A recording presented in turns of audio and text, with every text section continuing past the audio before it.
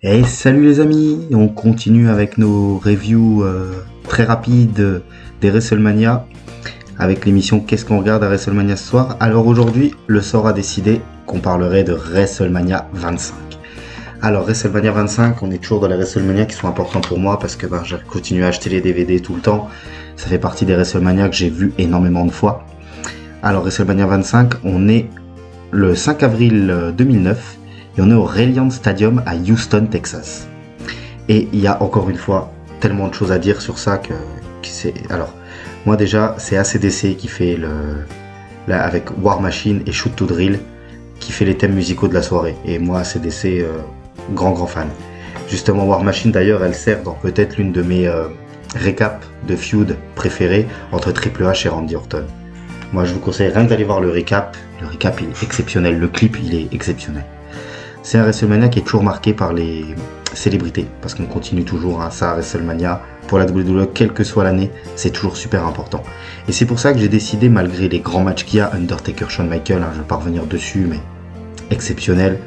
John Cena, Edge et le Big Show, un triple threat, où c'est très important pour John Cena, voilà. Triple H face à Randy Orton, qui est la feud de l'année, avec assez violent entre les deux, la feud elle est sympa. Et moi j'ai décidé de choisir un match un petit peu oublié.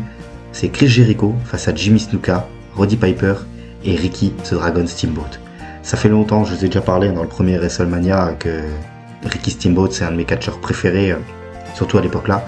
Et ce match-là, il a été tellement fort, Ricky Steamboat, il a tellement impressionné les officiels de la WWE qu'il a eu le droit à un rematch face à Chris Jericho, je crois au pay-per-view suivant, au pay-per-view d'après.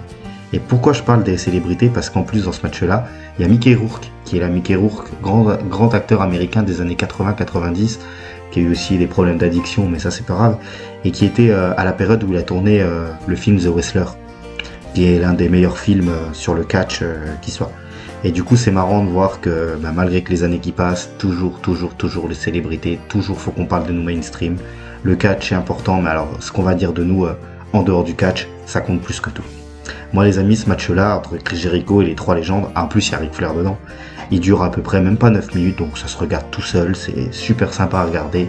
Et surtout, ouvrez bien les yeux parce que Jimmy Snuka, n'importe quoi.